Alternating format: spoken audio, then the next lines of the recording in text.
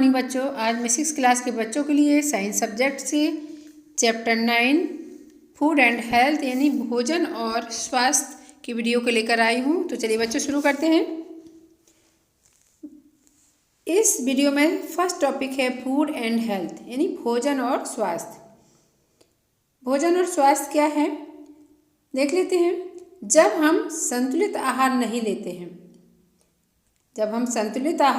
लेते हैं तब हमारे शरीर में एक या एक से अधिक पोषक तत्वों की कमी हो जाती है और हम कुपोषण के कारण बीमार पड़ जाते हैं। अब कुपोषण क्या है बच्चों? कुपोषण यानी मल न्यूट्रिशन। कुपोषण वह कंडीशन है जो तब होती है जब व्यक्ति की बॉडी को पर्याप्त पोषक तत्व नहीं मिल पाते हैं। हमारे भोजन में लंबे समय से पोषक तत्वों के अभाव से अनेक बीमारियां हो जाती हैं जो निम्नलिखित हैं। यानी पोषक तत्वों के अभाव से कौन कौन सी बीमारियां होती हैं आइए जानते हैं बच्चों।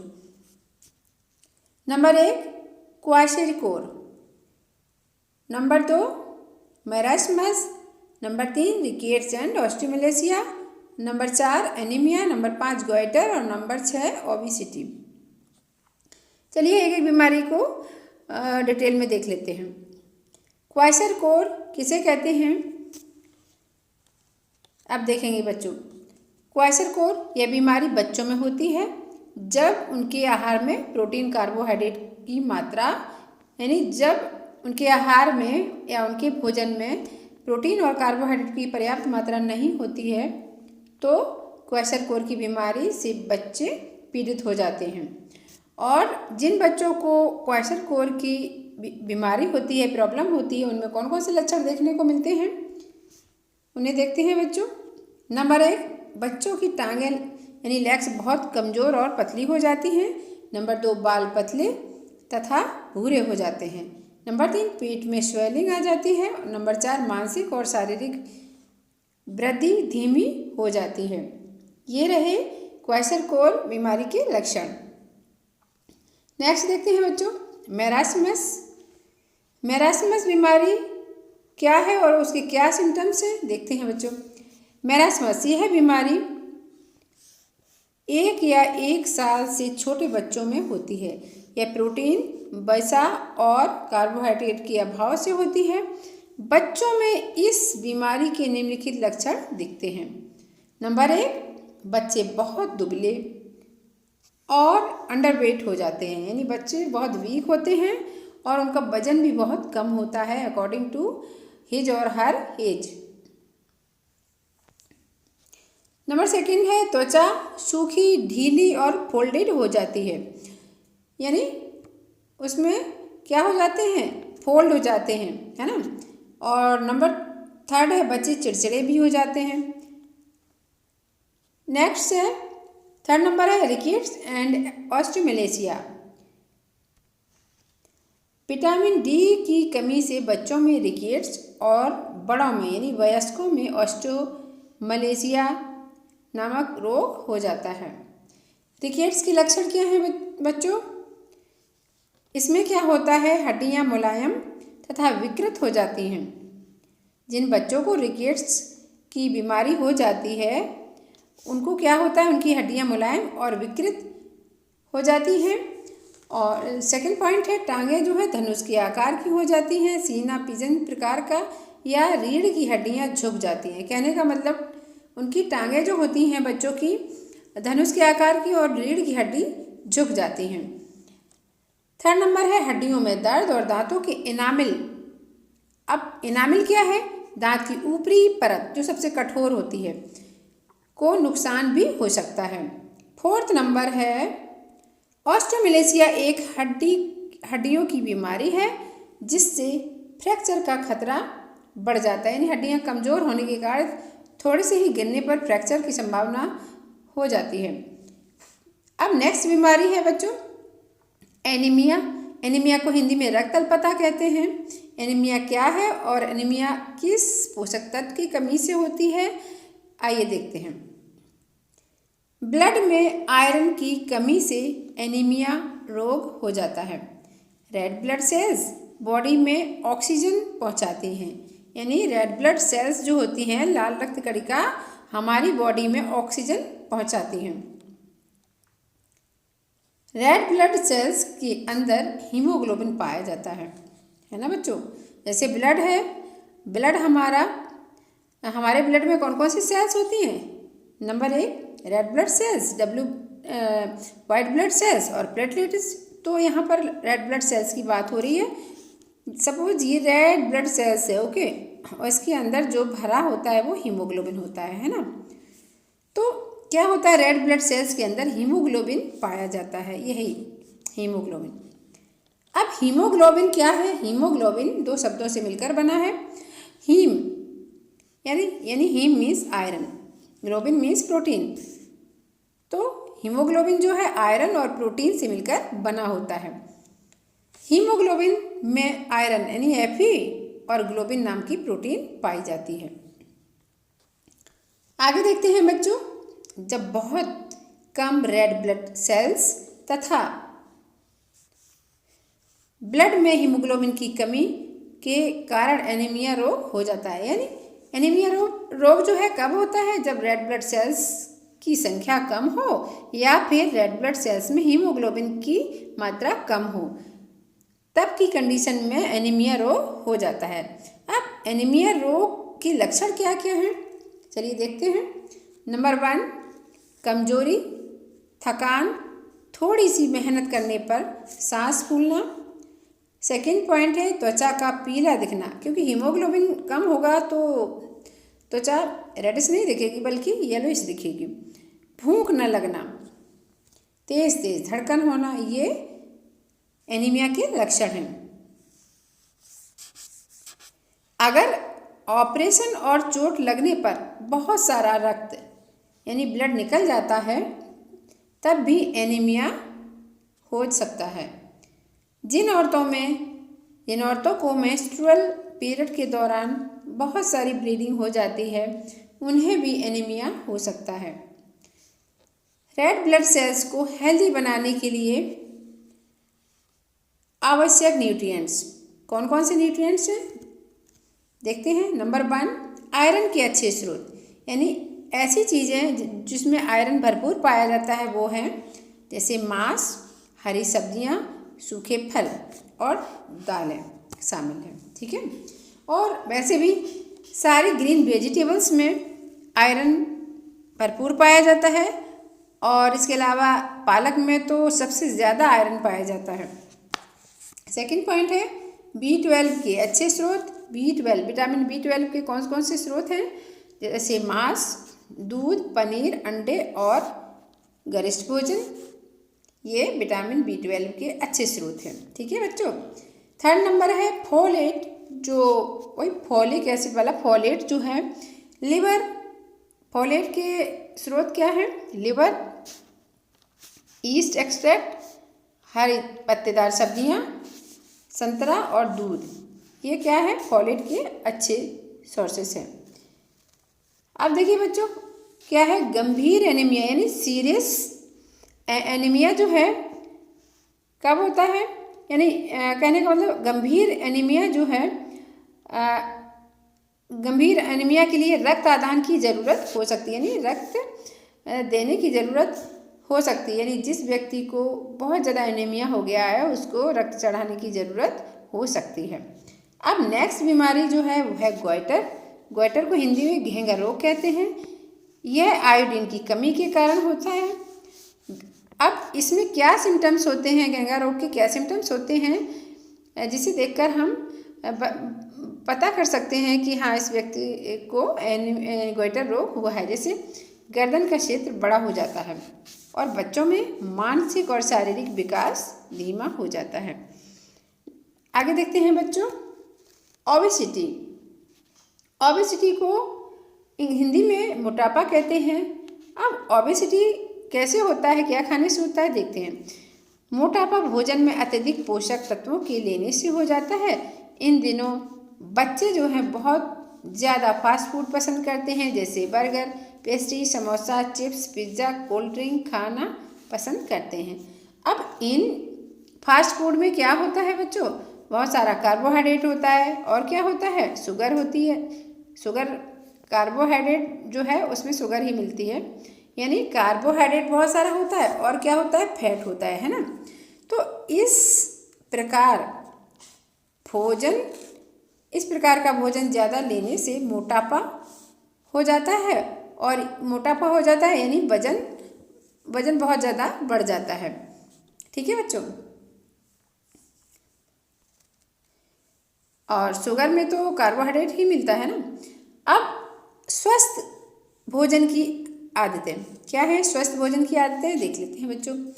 अच्छा भोजन हमें चुस्त और दुरुस्त रखता है, सब जानते हैं। ठीक है, याद रखिए। नंबर 1, खाने के पहले और खाने के बाद हाथ अवश्य धोना चाहिए। नंबर 2, ताज़ा खाना खाना चाहिए। नंबर 3 है जंक फूड नहीं, यानी जंक फूड ज़्यादा नहीं खाना चाहिए। अधिक भोजन नहीं खाना चाहिए। नंबर 5 है भोजन नियमित अंतराल पर करना चाहिए। नंबर 6 है निगलने से पहले खाने को प्रॉपरली च्यू करना चाहिए, चबाना चाहिए। कीवर्ड्स देखिए बच्चों, इस लेसन में जो जो शब्दों का यूज हुआ है वो यहाँ पर आपको मिलेंगे कीवर्ड्स में।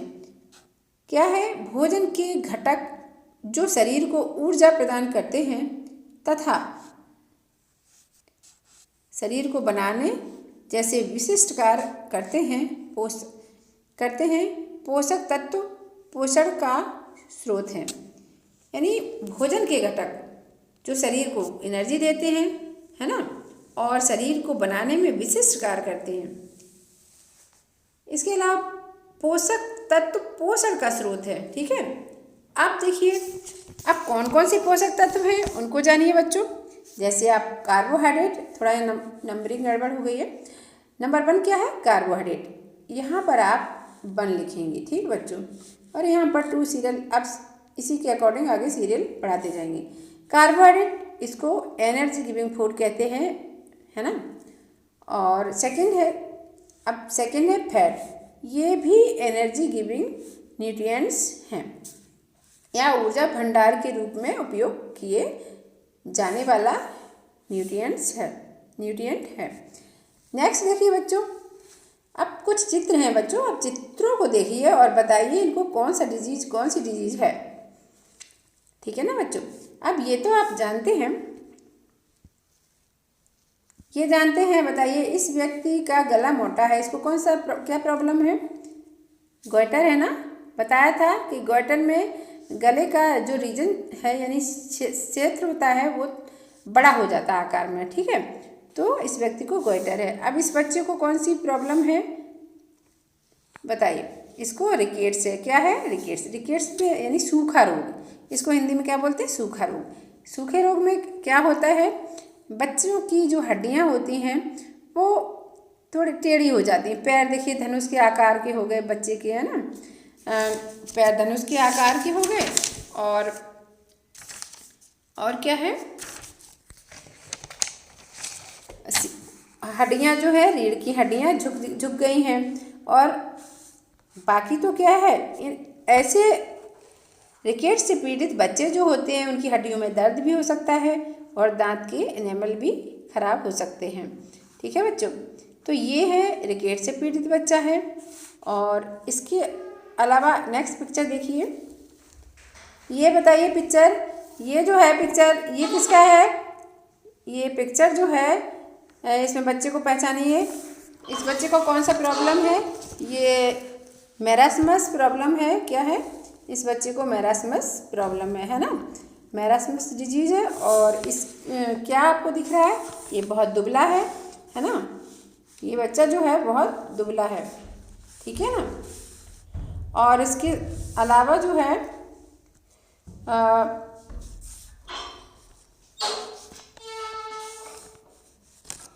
ये बच्चा जो बहुत दुबला है, इसके हाथ पैर बहुत दुबले हैं और साथ में इसका वजन बहुत कम है,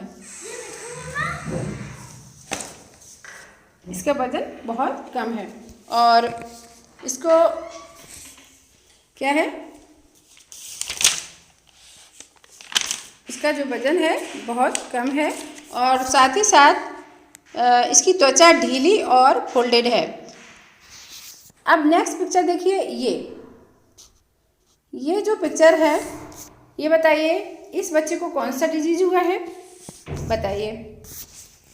अब इस बच्चे को क्वाइसलकोर डिजीज हुई है। अब देखिए इसका पेट बड़ा लग रहा है ना, और इसके हाथ पैर दुबले लग रहे हैं और पेट में स्वेलिंग भी है। तो क्वाइसलकोर से पीड़ित बच्चों में यही लक्षण शो होते हैं। आगे देखते हैं बच्चों,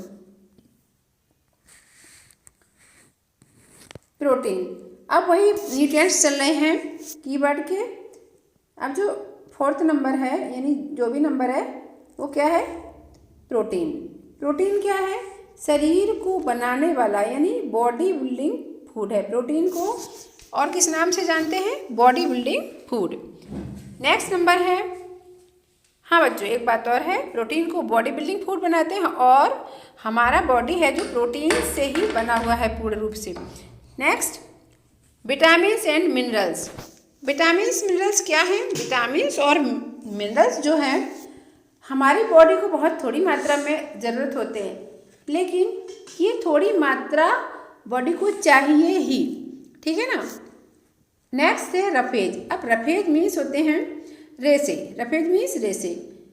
ये क्या है, रफेज जो है रेशेदार भोजन से प्राप्त होते हैं, जैसे फ्रूट्स एंड वेजिटेबल्स से, जिससे कि जो रफेज जो है हमारे शरीर में पचता नहीं है, ऐसे कैसे निकल जाता है। लेकिन इसका रोल ये होता है कि ये हमारे पेट की सफाई करने में बहुत मदद करता है, यानी कॉन्स्टिपेशन से ये बचाव रखता है।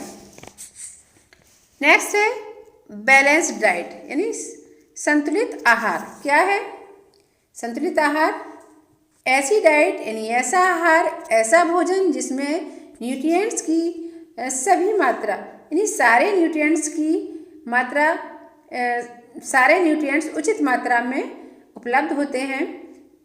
ऐसे आहार को या ऐसे भोजन को बैलेंस्ड डाइट या संतुलित आहार कहते हैं। नेक्स्ट है एमिनो एसिड।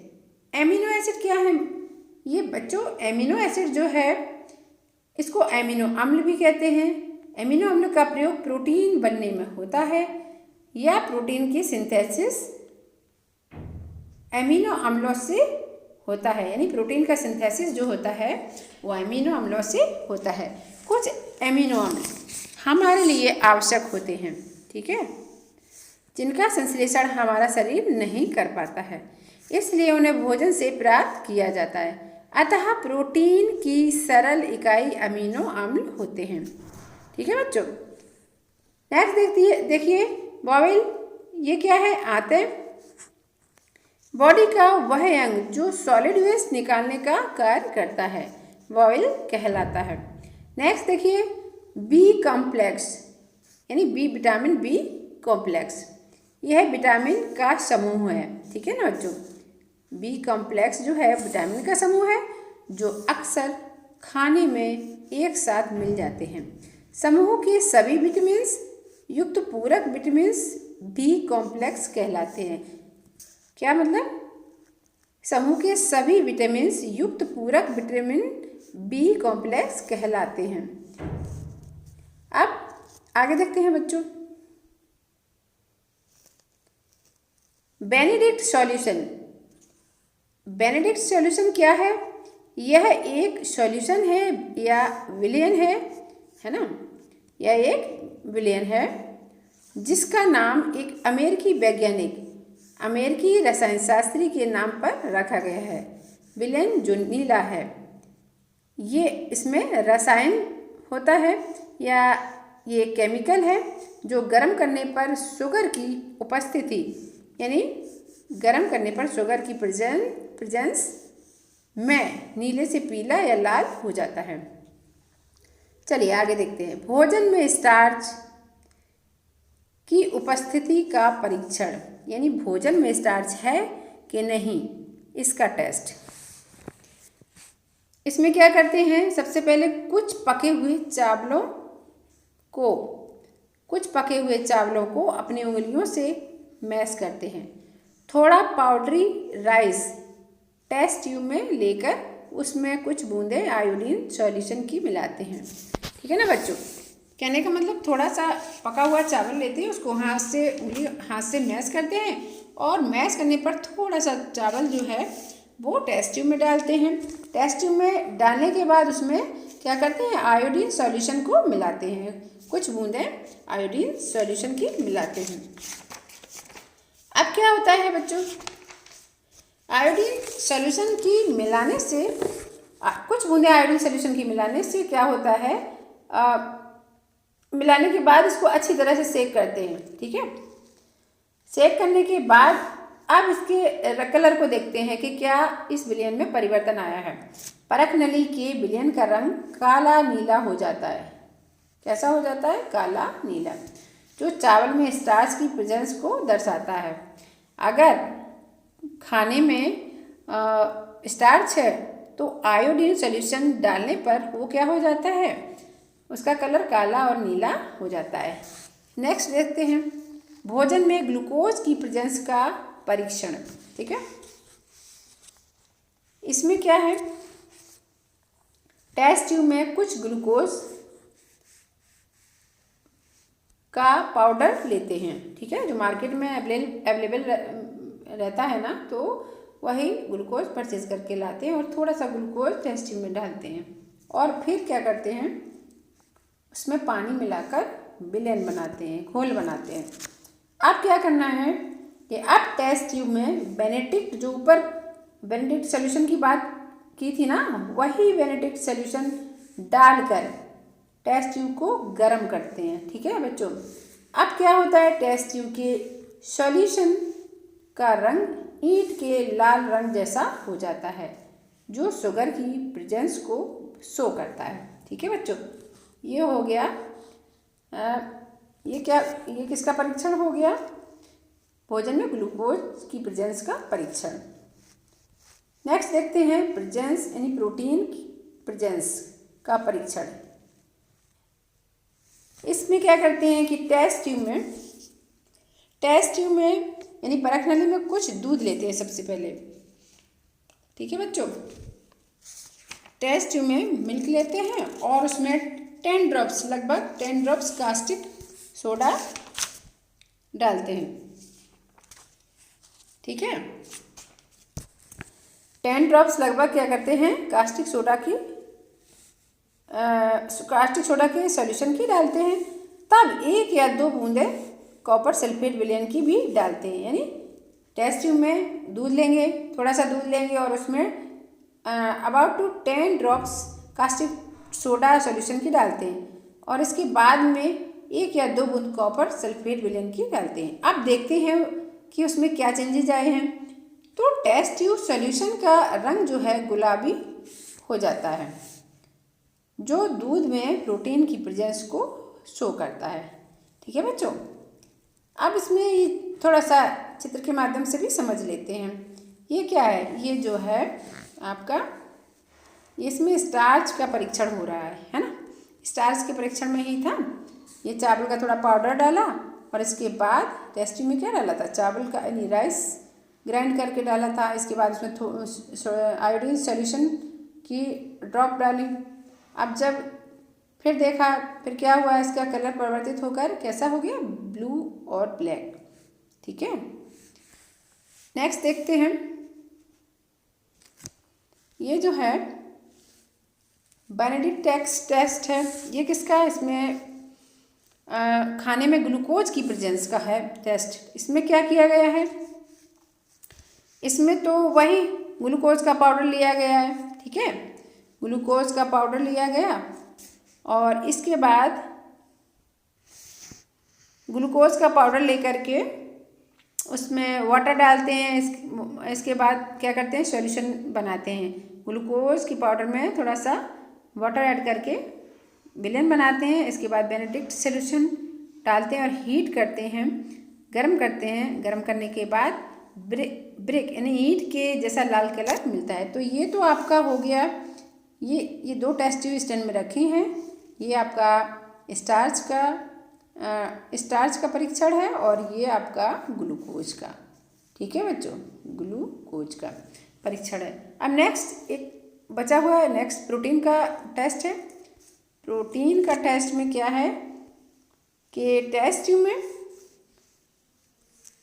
में मिल्क लिया था और इसके बाद में क्या लिया था, थोड़ा सा लगभग 10 बूंद कास्टिक सोडा सॉल्यूशन की डालते हैं।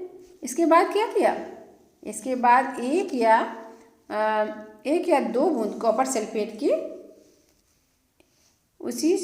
कॉपर सल्फेट की डालते हैं, यानी कॉपर सल्फेट सॉल्यूशन की 1-2 बूंद डालते हैं। इसके बाद अच्छे से हिलाते हैं। फिर आप उसको देखते हैं कि इसमें क्या चेंजेज आए। तो परख नली का यानी टेस्ट ट्यूब में जो भी सॉल्यूशन है उसका रंग चेंज हो जाता है, यानी पिंक कलर का अपीयरेंस हो जाता है ना, जिससे पता चलता है कि मिल्क में प्रोटीन प्रेजेंस है, यानी मिल्क में दूध में प्रोटीन की मात्रा है। तो बच्चों ये वीडियो यहीं समाप्त होता है। आई थिंक आपको समझ में आया होगा। ये थोड़ा सा असेंबल किया गया मटेरियल था, ठीक है ना। तो आई होप आपको समझ में आया होगा, और समझ में आया है तो आप इसको लाइक करें, शेयर करें, और न्यू है तो सब्सक्राइब करें। तब तक के लिए बाय बच्चों, नेक्स्ट वीडियो के साथ फिर आऊँगी। ओके।